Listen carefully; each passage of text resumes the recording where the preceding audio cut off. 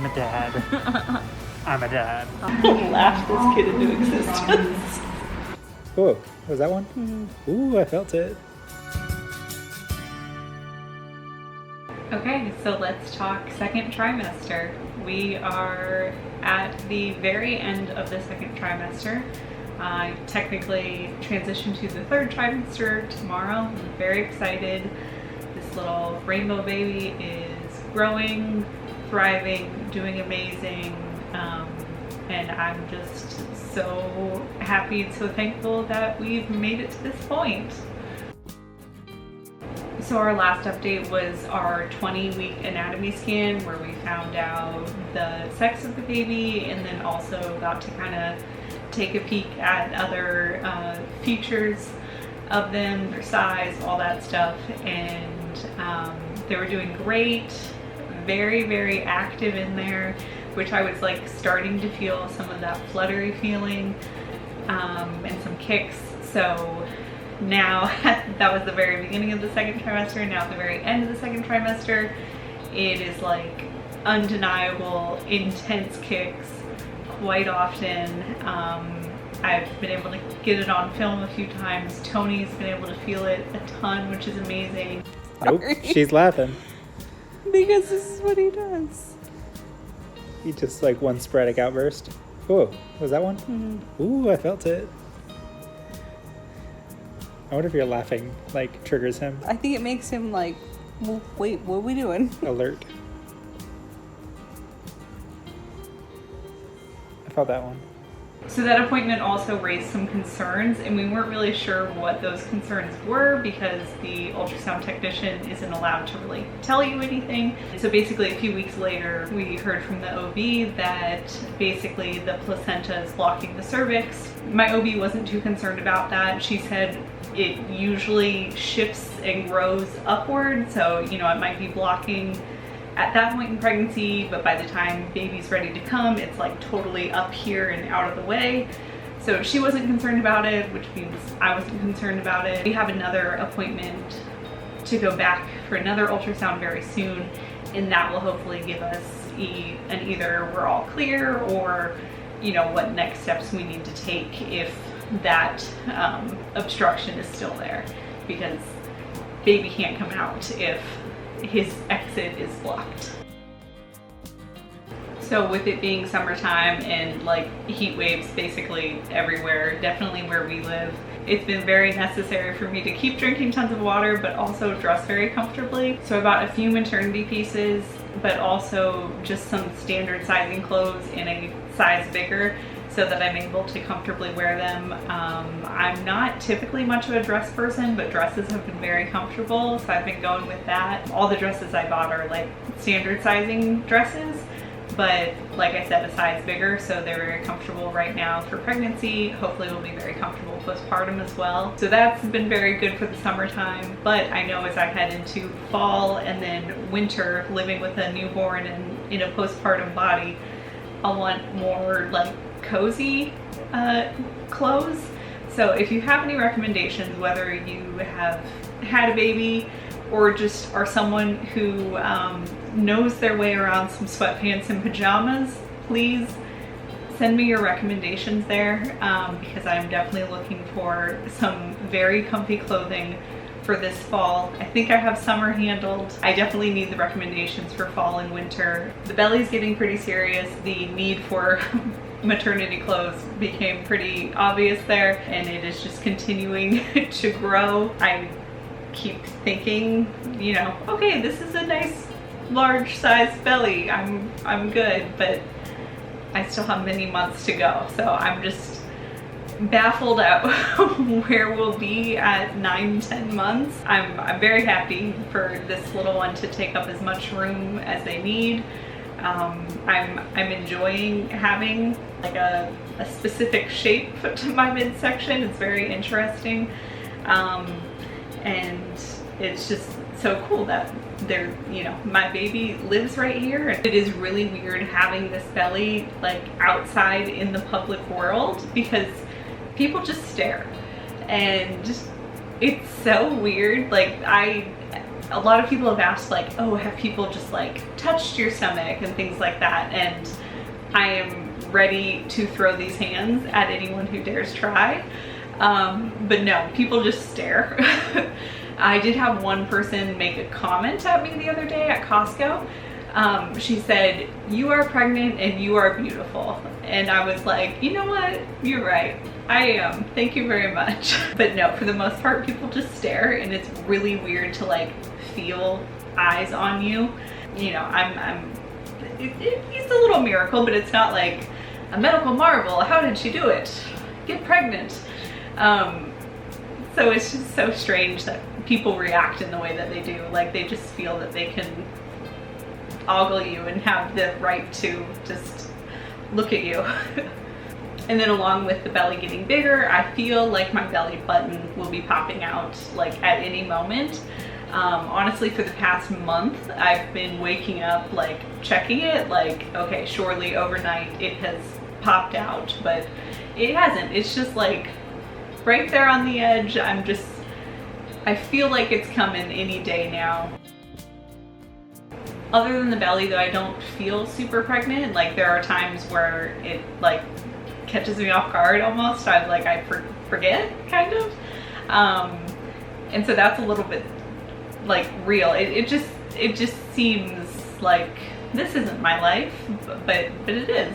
In the first trimester, I was very exhausted and like all the time I just felt like I could not get enough sleep. That's kind of tapered out in the second trimester, but then I feel like I'm starting to get tired again.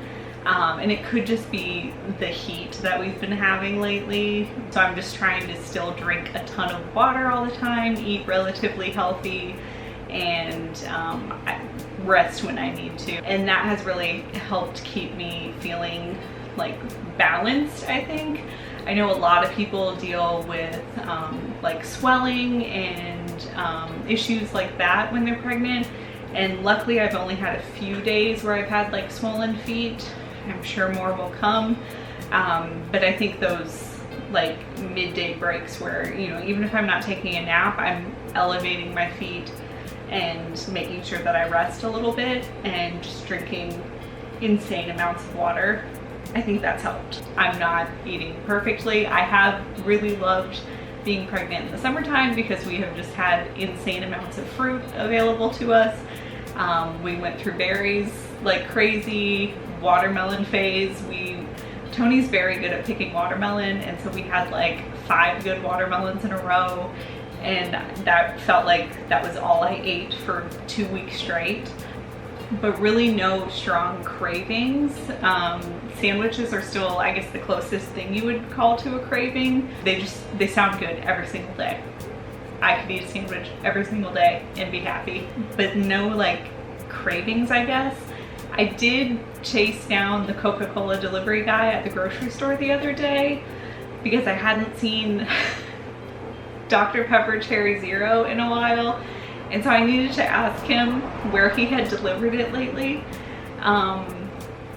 because it wasn't at the grocery store that I was at. And he said that he had literally just dropped some off at Walmart and I should run there immediately because it's been flying off the shelves. So I did that. I picked up 2 12-packs of that. I don't drink it all the time, but you know, I haven't completely cut caffeine from my life.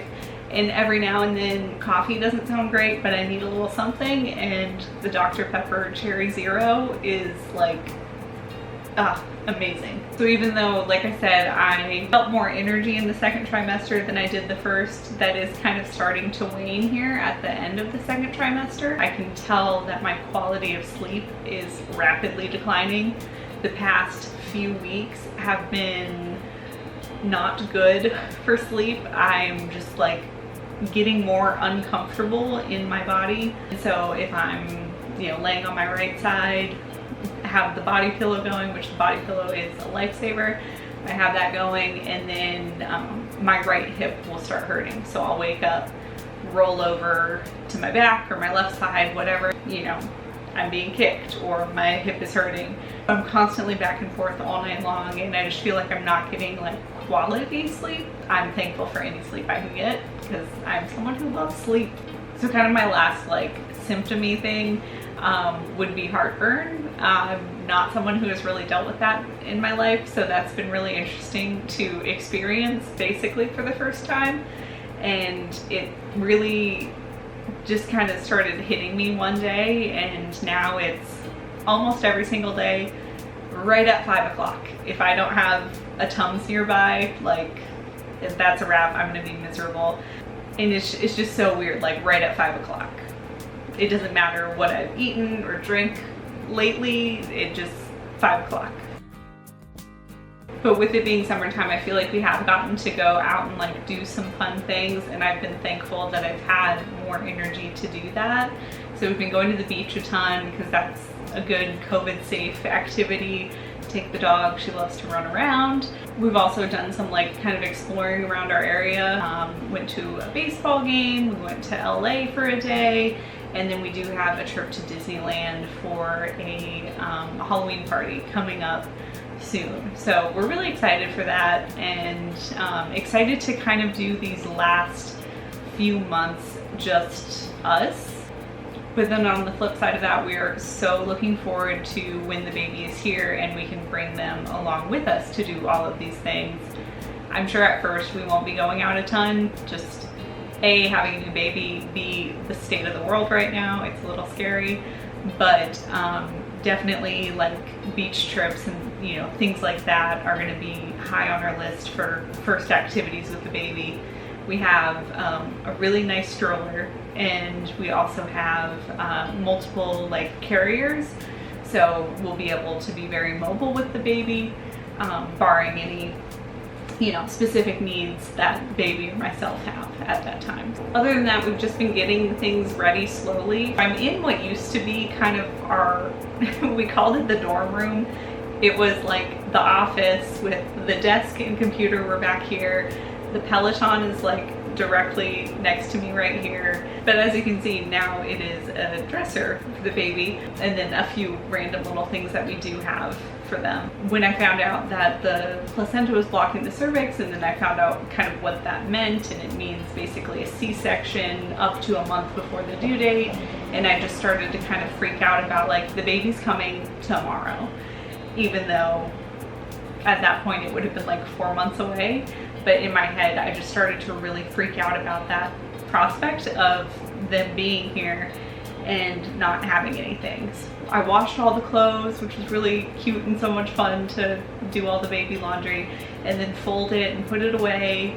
And I was like, oh my gosh, we only have 2 pairs of pants.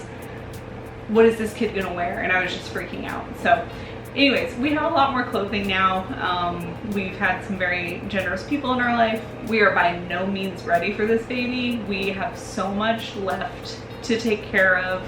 Our registry is still very much full, and it's giving me a little bit of anxiety, but also I know we have like 2 to 3 more months until the baby comes. So there's nothing to like stress about, and we do have at least the basics to bring them home. A car seat, some diapers and wipes. We can get, you know, things started. So it's just a very weird feeling to be like prepared but not prepared, and ready but not ready, and mentally there but not mentally there, and just all these different feelings and thoughts and emotions. This week we started our birth classes, which was really fun and really cool. And Tony and I should not be allowed to take any type of serious class together because we were just making each other laugh the whole time. Luckily it was on Zoom, so we were at home and like muted and everything, but which is probably why we were being a little extra silly. It's very interesting doing this all like from a distance. I definitely had a thought going into it of what birth classes were like, and now that we are taking them and it's in this pandemic world, it's just so strange. Like, it is just so weird, and I'm like, I'm gonna have to give birth wearing a mask. This is so weird. Like, this is just weird dystopian future feelings that hit me every now and then, and I'm like, how is this life? How is this life? And the very last thing we've done is the glucose test. We don't have the results from that, but I'm hoping it's good news. It went better than I expected because the drink really wasn't that bad. Everyone said it tastes like flat orange soda basically, or there's like a cola version. I wasn't given an option of what I got. She just brought me lime flavor is what it was. And it was cold, which I was surprised and very thankful for. I thought it was gonna be like room temperature, but it came from a fridge. And so it literally, to me, tasted just like Sprite, just no carbonation. And then the worst part was just having to sit there for an hour in an uncomfortable waiting chair. In a couple of days, we will get the results from the next ultrasound as well as the glucose test. So hopefully we will have good news from both of those. My biggest concern with the placenta stuff is just I don't want the baby to come earlier than the due date, because I just want him to stay in growing and getting as strong as possible, especially in this pandemic world where a good set of lungs are very necessary. Obviously, myself and Tony are vaccinated and we're doing what we can to stay safe, and we will do anything necessary to keep him safe. That is just an aspect of life right now. But yeah, that's pretty much been the second trimester. It's been very fun and very exciting and just full of new things, and I'm very excited for the next trimester to begin tomorrow and just to see what that all brings. We'll try to do an update sooner than the baby arriving, obviously. Probably in like a month, with updates from what information we find out next week at the doctor's appointment. And then I think getting like the nursery and things ready. But yeah, thanks for watching and we'll see you next time.